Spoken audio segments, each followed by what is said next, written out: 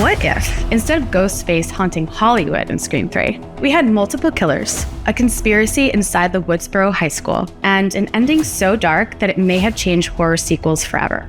Today we're diving into Kevin Williamson's unmade version of Scream 3 and how it was completely rewritten after the Columbine tragedy.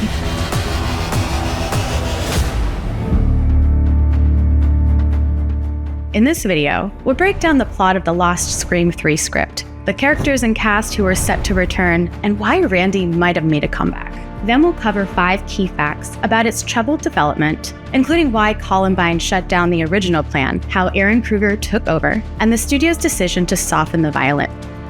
Stick around until the end, because we'll also explain why Ghostface was a bigger threat in this version than any other Scream film.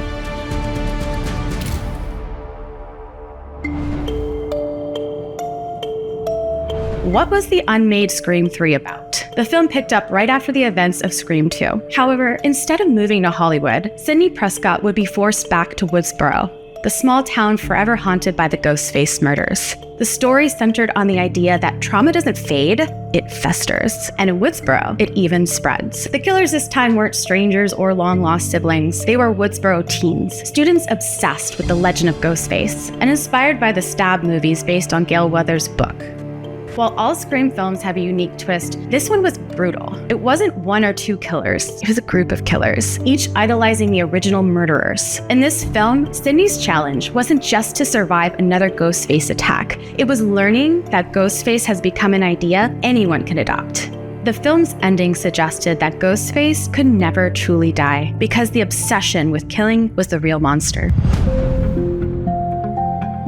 With the cast of the unmade Scream 3 been any different than the version that hit theaters, we of course would have seen Neve Campbell as Sidney Prescott, David Arquette as Dewey Riley, now a sheriff in Woodsboro, and Courtney Cox as Gale Weathers, whose books and the Stab franchise still fueled the story. We would have also still seen the return of Cotton Weary, played by Liev Schreiber, but he was a central character before meeting his fate, as opposed to the smaller role he ended up playing. And finally, Randy Meeks. Though killed in Scream 2, Williamson had a plan for Randy's return, either as a secretly surviving character or through recorded tapes that offered Sidney advice. Fans desperately wanted him back. Now, for new characters, we would have seen some fresh faces play the new Woodsboro teens, the copycat killers, but they were never fully cast. It was meta on meta, the new killers literally inspired by the original killers who were inspired by horror films.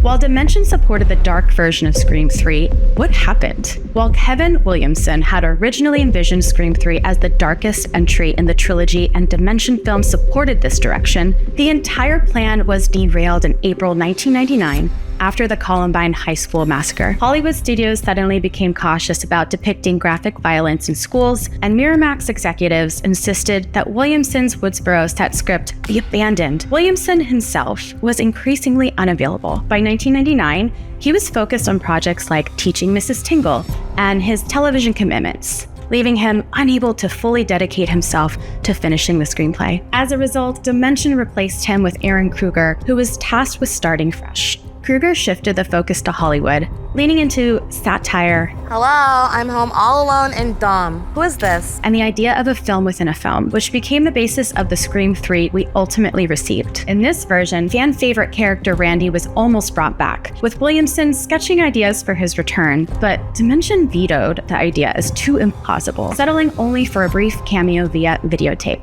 Ultimately, it was the combination of cultural events, Williamson's limited involvement, and studio interference that prevented the original, more ambitious version of Scream 3 from ever being made.